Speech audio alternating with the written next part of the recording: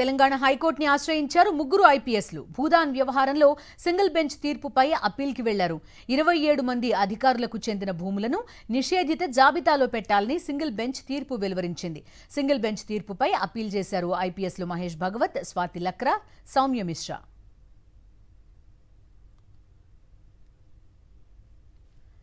ఈ అప్పీల్కి సంబంధించిన పూర్తి డీటెయిల్స్ అందిస్తారు మా కరెస్పాండెంట్ అమర్. చెప్పండి.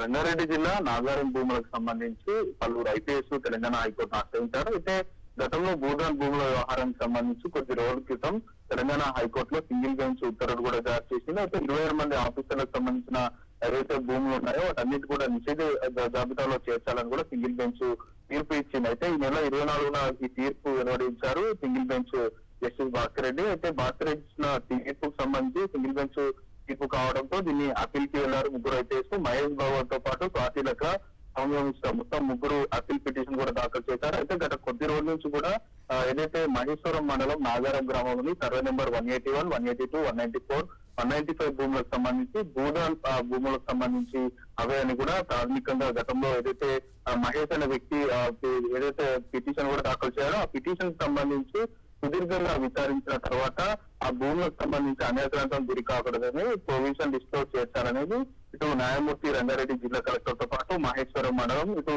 ఎల్బీనగర్ సబ్ రిజిస్టర్లు కూడా ఆ భూములను వెంటనే నిషేధ ఆస్తుల్లో చేర్చాలని ఆదేశించారు. ఈ తదుపరి ఆదేశాలు వచ్చే వరకు ఆ భూములకు సంబంధించి ఏదోటి మార్పు ఉండకూడదు, మార్చకూడదనేది, అన్వేషణతో పరచకూడదనేది న్యాయమూర్తి ఆదేశించారు. అయితే ఇదే ఆదేశాలకు సంబంధించి ప్రస్తుతం డివిజన్ బెంచ్ కి అప్పీల్ ఇచ్చారు. ప్రస్తుతం ఈ కేసుకు సంబంధించి ముగ్గురు ఐపీఎస్ లు అప్పీల్ అయితే ఉన్నారు. అయితే ఈ కేసు ప్రస్తుతం రిజిస్ట్రీలో పెండింగ్ లో ఉంది. మరి డివిజన్ బెంచ్ రిజిస్ట్రీ యాక్సెప్ట్ చేస్తే మాత్రం ఈ కేసు విచారణ రేపు జరిగే అవకాశాలు అయితే కనబడుతున్నాయి. Okay Amarender, thank you.